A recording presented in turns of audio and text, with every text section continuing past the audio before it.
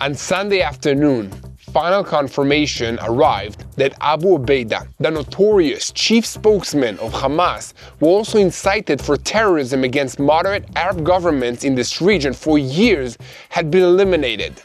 He made many mistakes in his life, and the last one that he made cost him everything. The news of his demise is being widely discussed all over the Arab world as the IDF Chief of Staff warns Hamas leaders abroad, saying, "We will reach them as well."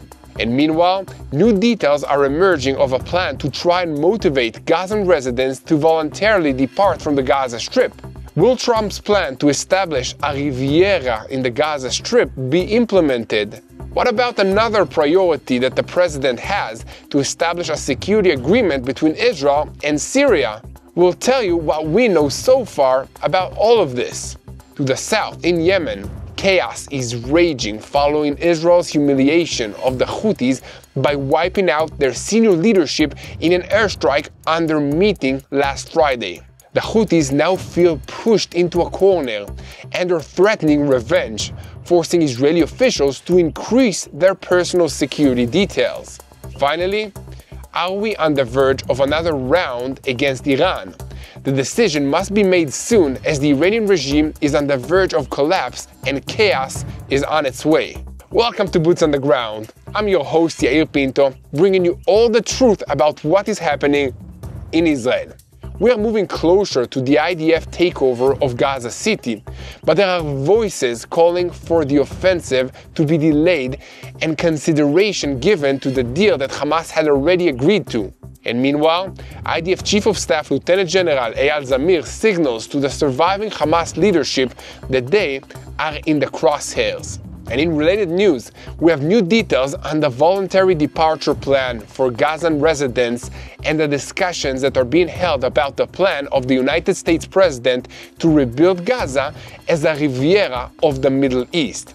This idea fell out of the media's limelight for several months, but new details are now being revealed, including profit figures for investors and for the Palestinians themselves. We also have new details about the senior Houthi leadership who were eliminated in the last Friday strike on their meeting.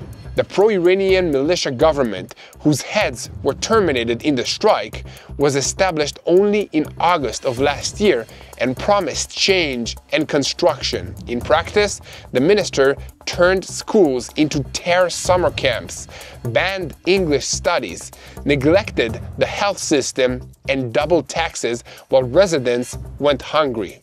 They won't be doing that any longer, but it's unclear whether what those who replace them end up doing will be better or maybe worse.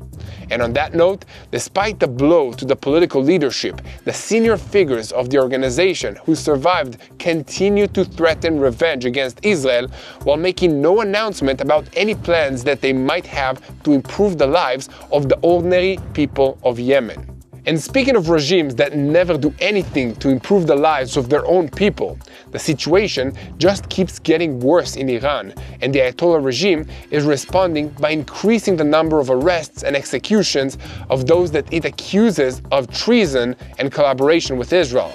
It is unclear how this will help alleviate the severe drought and electricity shortages which continue to plague the country, or help solve the massive economic problems which have only gotten worse as the E3 countries reinstate snapback sanctions. But so far, this is the only thing that the regime seems to be able to think of doing in response to all of these challenges. And meanwhile, researchers are warning that the regime in Iran is on the brink of collapse and warn of widespread chaos all over the region as a result. And finally, yet another flotilla meant to run the blockade of the Gaza Strip set sail from Barcelona, Spain, this morning. Swedish activist Greta Thunberg, who is famous for being famous and who used to talk about environmental issues before she developed an obsession with Israel, is highlighting the flotilla along with several other fellow travelers. In an interview with AFP, Thunberg said that the sailing will take place because of the failure of the governments to respect international law. Apparently, after the embarrassing failure of the selfie yacht attempted in June, she was photographed smiling at an IDF commando who handed her a sandwich. Maybe she has brought some friends with her on this trip, hoping to see her friend and get another sandwich with them. Who knows? We'll see what happens with this flotilla. In any case, we have a lot to talk about today, so let's dive into the details. I'm Yair Pinto, and this is your Boots on the Ground report about what's happening in Israel on day 696 of the war with Hamas, Hezbollah, the Houthis in Yemen, the Shia militias in Iraq, and all the other armed groups in this region that are taking their orders from Iran's Revolutionary Guards Corps, which is the head of the crumbling axis of evil in the Middle East. A moment before we begin, I want to call on you to continue and spread the truth. Share and follow us. It's very important to stand with Israel in the war against all the lies that the Islamic terrorist organizations and their allies are spreading. They also make sure that the media around the world will broadcast lies about Israel, and therefore, we stand at the front of the information effort, fighting for the truth. So, if you want to help us, leave a comment, give a like, and share this content. It's very important to hit that subscribe button as well, so that you remain tuned to the truth and never miss another episode of Boots on the Ground. At noon on Sunday, the spokesman of Hamas's military wing, Abu Obeida, was eliminated in an IDF airstrike in Gaza City. The Israeli Defense Minister, Israel Katz, issued a statement later in that day saying that Obeida was sent to meet all the thwarted members of the axis of evil from Iran, Gaza, Lebanon, and Yemen at the bottom of hell. Congratulations to the IDF and the Shin Bet on the perfect execution. Soon, with the intensification of the campaign over Gaza, he will meet there many more of his partners in crime, the murderers and rapists of Hamas. Palestinian sources added that Abu Obeida's family members and Hamas officials confirmed his death after identifying his body, although Hamas had initially tried to deny it. And according to reports from the Gaza Strip, the strike was carried out on 2 floors of the building near that high junction close to Palestinian Stadium. And meanwhile, a Palestinian source told Sky News Arabia that the house Israel struck in Gaza yesterday had been rented by the family of Abu Obeida just a few days earlier. The source added that Abu Obeida's wife and children were inside the house when the strike occurred and likely perished with him. Now, why was this evil man so important? Let me tell you just a little bit about him. Khadjuafa Samir Abdullah el-Khalaut, also known as Abu Obeida, was the most famous spokesperson of Hamas's military wing, who became a familiar and admired figure amongst supporters of the terrorist organization in the Arab world during the war and also before that. He tended to appear on television or in recorded statements wrapped in a red keffiyeh that identified him. He served as the face of the terrorist organization Hamas, and as part of his role, he disseminated the organization's propaganda with the aim of promoting terrorist activities while influencing the Gazan public and Hamas supporters throughout the Middle East and the entire world. Hamas's propaganda apparatus, under Khalut's command, is responsible for disseminating the atrocities of the October 7 massacre throughout the use of footage that was recorded by Hamas terrorists who participated in these barbaric acts of murder, rape, and carnage. Likewise, he was responsible for distributing incitement videos in the Arab world and amongst the Palestinian public for identical acts of terror. It is also important to remember that after the elimination of the senior leadership of the Hamas terrorist organization in Gaza, the spotlight shifted to the leadership abroad. IDF Chief of Staff Lieutenant General Eyal Zamir issued a statement on Sunday afternoon warning senior Hamas officials who are outside the Gaza Strip, who have been barely touched in this war so far, that things might change very soon. In a situation assessment at the Northern Command of Israel, Zamir said, after the elimination of the spokesman of Hamas's military wing, Abu Obeida, that most of Hamas's leadership has been eliminated and the hand is still outstretched. most of the remaining Hamas rule sits abroad, and we will reach them as well. Amongst the Hamas leaders, he was referring to Muhammad Darwish, who serves as the head of Hamas's Shura Council, Khalil al-Khaya, who serves as the head of the organization's negotiating teams, Zaher Jabrin, who serves as Hamas's leader in Judea and Samaria, Nizar Awadallah, one of Hamas's seniors in the Gaza Strip, and Khaled Mashal, who is considered Hamas's leader abroad. We also note that according to the assessments, there remain in the Gaza Strip today 2 seniors who lead the military activities, while the rest of Hamas's heads operate mainly from Qatar and from Turkey. As mentioned, General Zamir sent a message to the senior operatives of Hamas abroad, saying that the IDF operates offensively with initiative and operational superiority in all areas and at all times. To make a brief comment on all of this, sometimes we forget that Hamas terrorist organization is a smart, cunning, and especially cynical adversary, which is willing to do things that we consider inconceivable in order to achieve its goals. It lies, deceives, and sacrifices its own people as a strategic tool in this war against Israel. Hamas responds to developments, plans, and also adapts itself. We must not underestimate this terrorist organization as we did on the eve of October 7th. So, with that in mind, we must ask the question, what does Hamas want? Hamas's survival is its most important priority.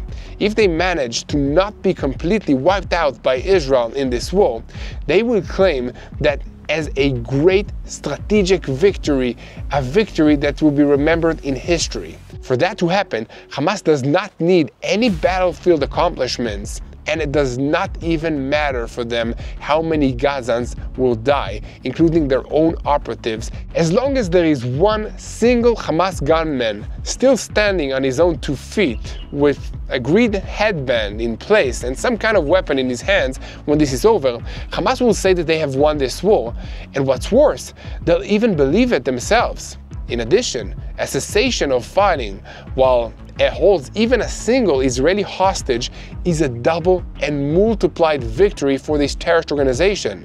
And with all of that having been said, Hamas is also highly adaptable and able to make changes when the situation calls for it, and also has several power mechanisms that it wishes to preserve.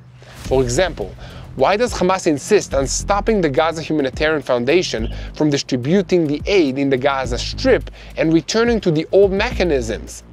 The reason is that the GHF significantly weakened its power by harming its revenue streams along with its leverage over the residents of Gaza. It made it more difficult to recruit new fighters and also prevented civilian evacuations and movements, which interfered in its ability to use people as human shields. Another question we can and should ask is, why did the starvation in Gaza narrative and the media campaign to promote it erupt at the timing and the intensity that it did? When the GHF mechanism began to succeed, and in Israel they began to plan the establishment of a humanitarian city, a potential death blow to Hamas, it adapted itself, it planned, and executed to perfection. The evil plan worked beyond expectations as most of the world's media outlets bought into this false narrative and amplified it. The humanitarian city idea was taken off the table. Western countries began to declare that they would recognize a Palestinian state and impose sanctions on Israel, etc. At this hour, Hamas decided to withdraw from the negotiating table, figuring why should it negotiate when everything is going its way. But now, all of a sudden, they have returned to the negotiations table and even made some concessions. Why would it do that? Why would the terrorist organization return?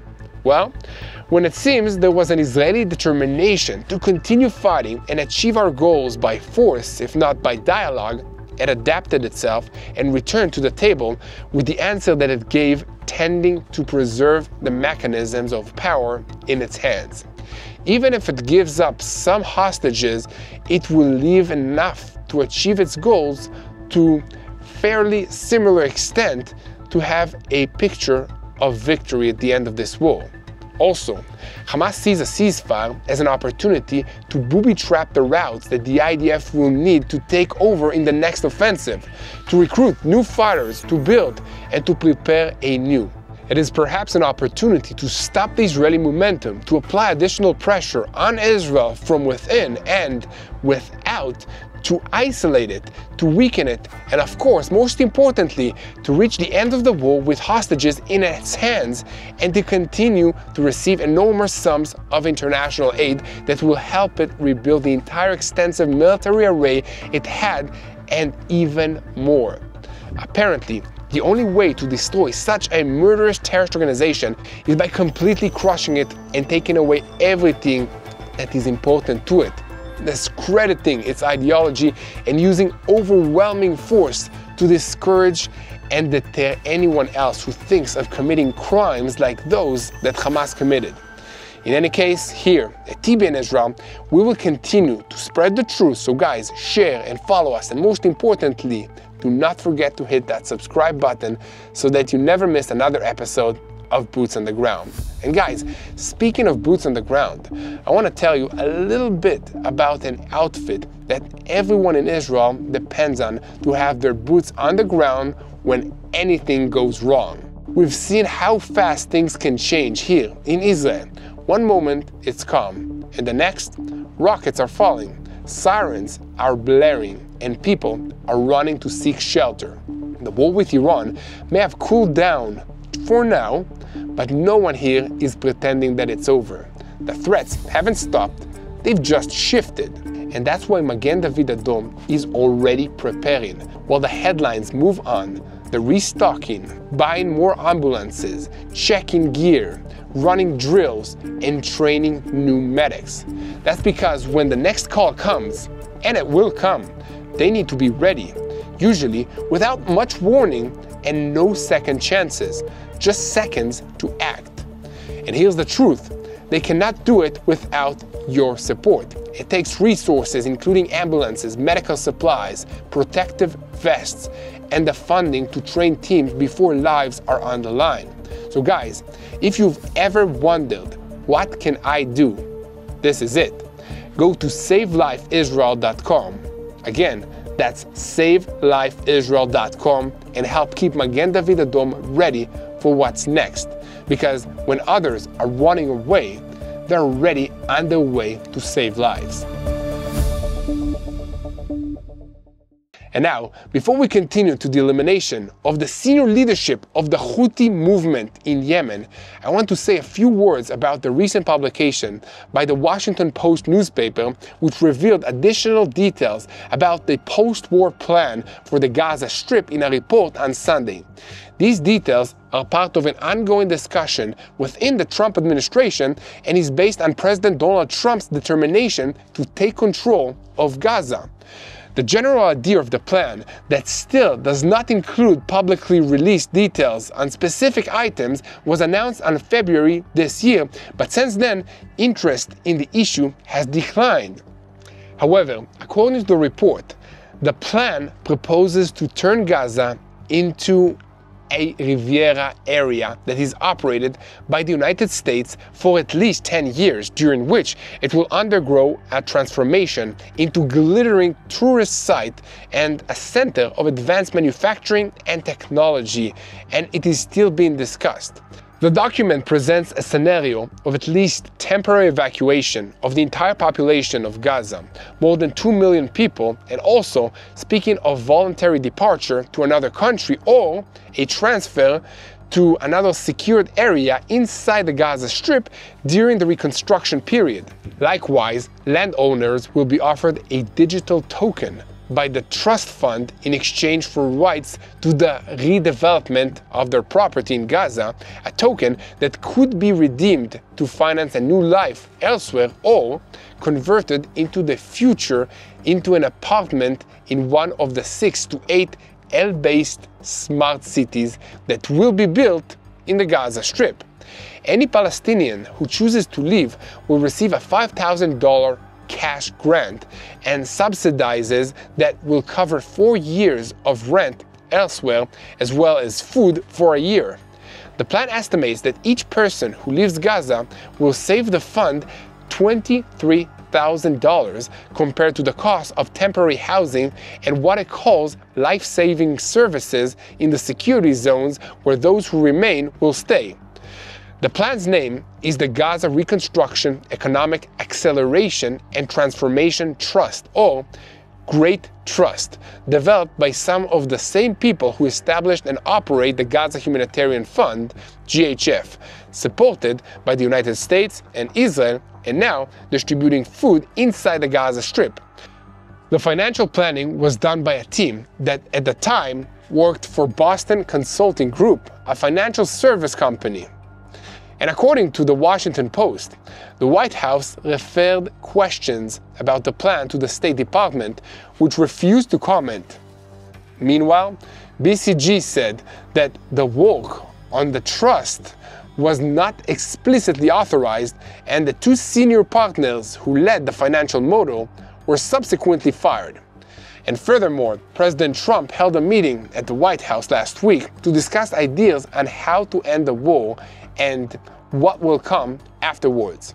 Amongst the participants were Secretary of State Marco Rubio and the President's Special Envoy to the Middle East, Steve Witkoff, former British Prime Minister Tony Blair, whose views on Gaza's future were solicited by the administration, and Trump's son-in-law, Jared Kushner, who handled much of the president's initiatives in his first term on the Middle East and has extensive private interests in this region. A summary of the meetings or policy decisions on the matter were not published, although Witkoff said on the night before the meeting that the administration has a very comprehensive plan. Be that as it may, it is not clear whether the detailed and the comprehensive Great Trust proposal is what Trump is aiming at. According to 2 people familiar with the planning, major elements in it were designed specifically to fulfill the president's vision of establishing the Riviera of the Middle East. The most attractive element that they claim is that the plan does not require funding from the United States administration and does not rely on donations. Instead, it will be financed by public and private sector investments in what it calls mega projects, from electric vehicle factories and data centers to beachfront resorts and high-rise apartments. The calculations included in the plan project a return of almost 4 times on a $100 billion investment after 10 years, with self-generating income streams on an ongoing basis. All of us can say that we are praying for such a solution in the Gaza Strip that will replace the terror and violence which has dominated the lives of so many people there for so long. Guys, here at TBN Israel, we will continue to report on every development on this subject. So please keep spreading the truth, share our content with as many people as possible. It's very important in order to support our activity in sharing the truth of what's happening in Israel. Guys, the best thing that you can do is pray and hit that subscribe button so that you'll know what's happening here on the ground, and more people will know how to pray for the peace of Jerusalem. Now, we're shifting our focus to the dramatic Israeli Air Force strike in the heart of Sana'a, Yemen's capital city, last Friday. It is now officially confirmed that the Houthi Prime Minister, Ahmed el-Rahawi, and several other senior officials were terminated. On Sunday, reports surfaced that only 4 ministers in the change and construction government remain alive, and they have made no statements about how they plan to address the many urgent problems facing the ordinary people of Yemen. But they have issued many threats of revenge and violence against Israel. A senior official in the political bureau of the Houthi rebels in Yemen, Muhammad el-Bukati, gave an interview with the Hezbollah-affiliated El Mayadin media portal over the weekend, in which he said, amongst other things, that the Israeli strikes constitute a crossing of all the red lines in the campaign, and there is no escaping revenge. We remind Israel that in the end, they will pay the price for all the crimes that they commit in Yemen or in Palestine or in Lebanon or in Syria. It's important to remember that the governing structure led by El-Rawawi was established only in August of last year. The Houthi administration is, of course, not recognized internationally and stands opposite the legitimate government of Yemen. Furthermore, senior officials of the Houthi regime, including the ministers of Justice, Interior, Security, Transportation, Finance, Economy, Health, and more, as well as administrative development, agricultural, education, foreign affairs, electricity, oil, culture, welfare, information, sports, and communications, all operated for the goals of the pro-Iranian militia. They rarely, if even, gave any thought to the needs of the ordinary people of Yemen. On the ground, the public suffered from systematic neglect in the education domain. Schools turned into tools of recruiting children to terror summer camps. English studies were banned, and brainwashing became the normal. Economically, the Houthis ran campaigns to raise funds for their military campaign while ignoring poverty, disease, and hunger. Beyond that, yesterday, the Saudi newspaper Ashraq al-Awsat reported that the Houthis exploited the recent strikes to double taxes while diverting funds to Prophet's birthday and other celebrations, and green lighting in the provinces while residents are unable to pay the enormous electricity bills. Media channels associated with the Houthis reported in recent months on supposed activities by the ministers, but in practice, the situation of the residents kept getting worse. And regarding last week's strikes, the IDF spokesperson confirmed on Sunday evening that the strike was directed against infrastructure where a gathering of military seniors and additional seniors in the Houthi terrorist regime was held in the Sana'a area. He also said that Air Force fighter jets operated under the direction of the Intelligence Directorate, and at the infrastructure there were seniors responsible for the use of force, the military buildup of the Houthi terrorist regime, and the promotion of terror schemes against Israel, in addition to Houthi seniors in other key positions. He added that the strike was made possible following the exploitation of an intelligence opportunity and rapid operational closure of the loop, which occurred within a few hours, and that the assessment regarding the results of the strike is still ongoing. However, it is doubtful whether the strike will stop the ballistic missile and drone fire into Israeli territory. The Houthis still have their leader, Abdul Malik Badr el-Din el-Houthi, alongside security top echelon deployed in the various provinces. Even after the strike, the organization's senior operatives continued to threaten the development of capabilities and an escalation, and called for support for Gaza until the stoppage of the strike and the lifting of the siege. And meanwhile, the strike in the heart of Yemen's capital, Sana'a, caused great astonishment in the Arab world. In the Saudi newspaper Ashraq al-Awsat, a wide article was published with reports, descriptions, and interesting analysis on the strike and its significance. The report included an assessment that this strike caused the most severe loss of political leadership personnel that the pro-Iranian organization has suffered since it began its involvement in the fighting against Israel. At the same time, commentators assess that Israel achieved a significant intelligence breakthrough and reaped its fruits. The story does not end there, because armed militias belonging to the Houthi rebels in Yemen broke into the offices of two United Nations affiliated organizations located in Sana'a. According to a report on the El Arabiya media network, 10 workers were taken into custody by the groups. Further details were provided by the German news agency DPA, which cited an anonymous Yemeni source who said that the gunmen raided the headquarters of the World Food Program when they arrested 7 of the organization's workers, in addition to 3 from UNICEF. The detainees, according to the report, were transferred to an unknown location and their fate is unclear.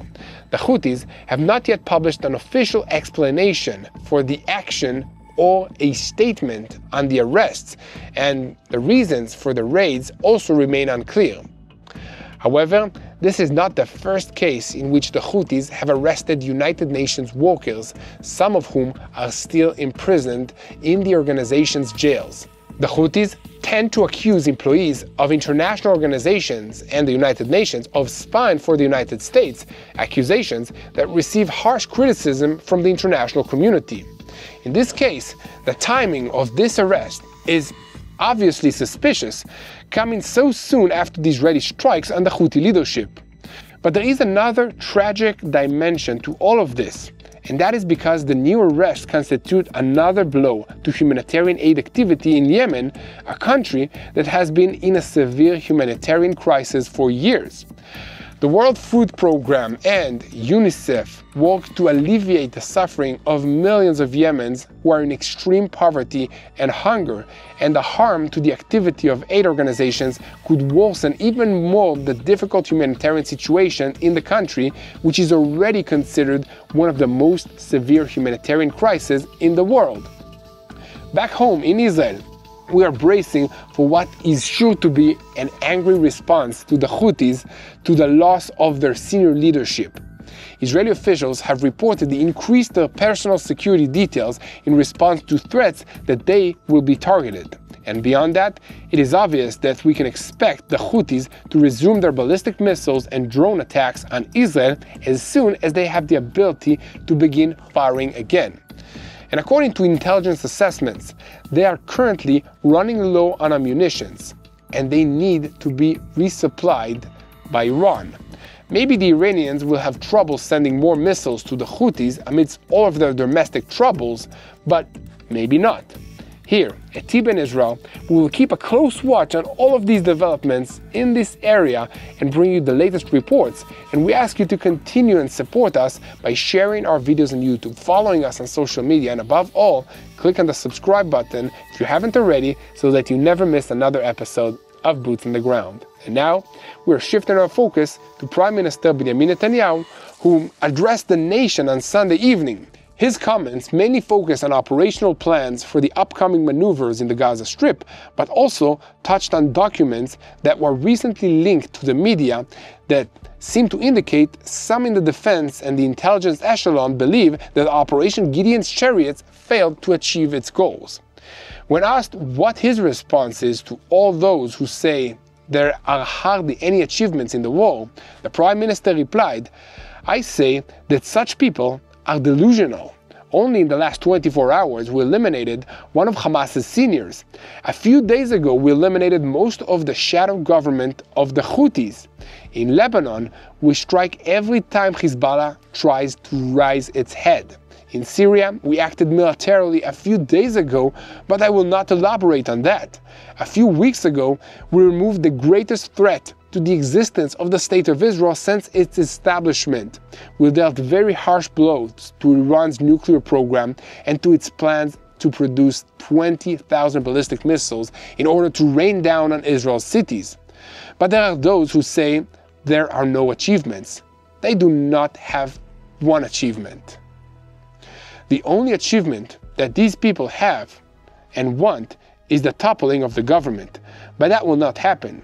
We will continue and complete the task to eliminate Iran's terror access, to free all our hostages, and to defeat Hamas."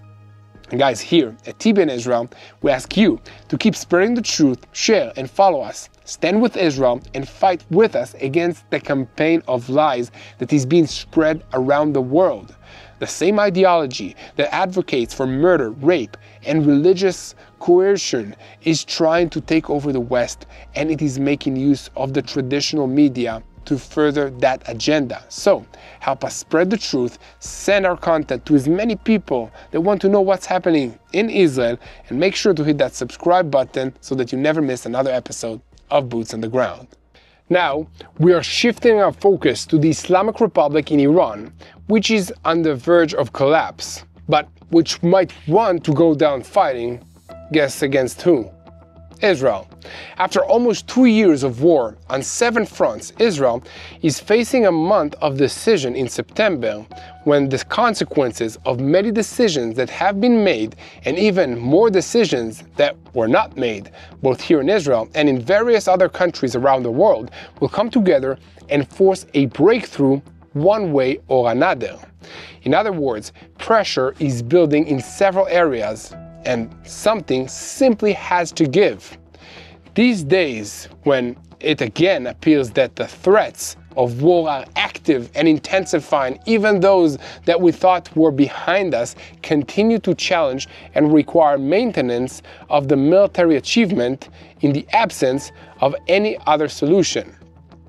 In the past week, Israel attacked Hezbollah and its targets in Lebanon, sent commandos into Syria, and even carried out an intelligence ground activity there. We also attacked the Houthis in Yemen twice, but have not convinced them to stop launching weapons at us, while in the Gaza Strip, the war continues on and below the grounds. But now, there are other forces that are in motion.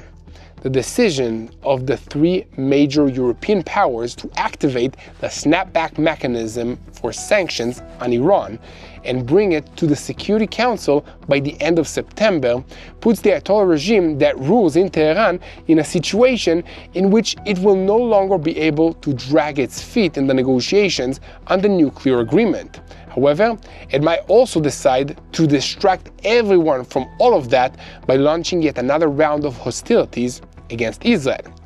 It is apparent that the Revolutionary Guards in Iran is running out of ideas for how to manage the circumstances that they found themselves in.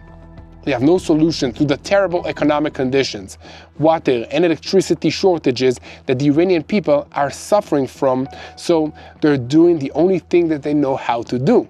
They're making fiery threats against Israel and arresting, torturing, and executing hundreds of their own people. The United Nations recently issued a report accusing the regime of executing almost 900 people already this year as a tool of intimidation. And according to the recent report in the British Sunday Times, this is a news portal, another 100 people are set to be executed in Tehran's notorious Evin prison in the coming days. According to the report, the prisoners designated for execution were suspected of spying for Israel, and the judiciary in Iran accelerated the sentences in an act of petty retaliation for the Israeli strike that hit the front gate of the prison on June 23. Human rights lawyers told the Times that a spirit of revenge has taken hold of the judiciary.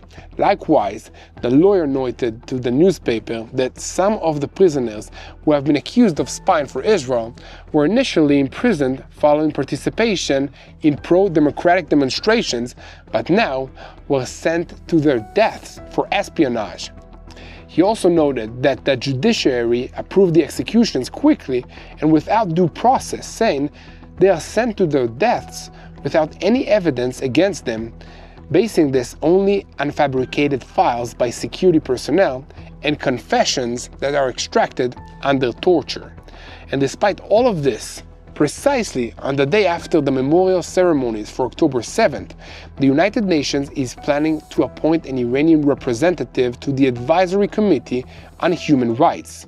Hillel Newell, who has defended Israel at the United Nations with great dedication for over 2 decades as the director of United Nations Watch, warned last week in a post on X that beyond that traditional move to try to establish a Palestinian state through arbitrary United Nations resolutions in September, this year, a parallel and no less dangerous move is taking shape in the organization, placing the field of human rights in the hands of none other than the Iranian representative Afsaneh Nadipour.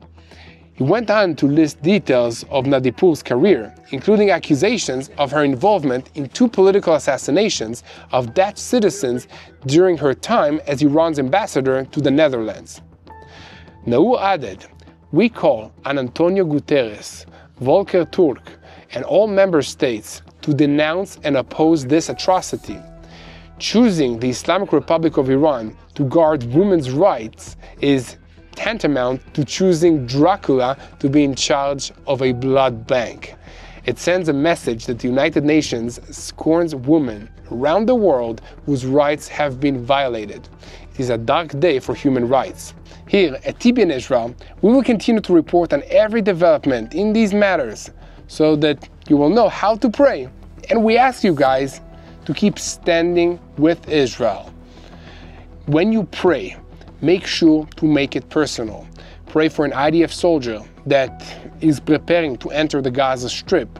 Pray for the leadership of Israel and for your leaders as well to know what to do, what decisions to make in this very, very complicated situation. I don't envy them. It's very, very hard. Pray for all those that are affected by these terrorist regimes and by this war in general. War is a nasty thing.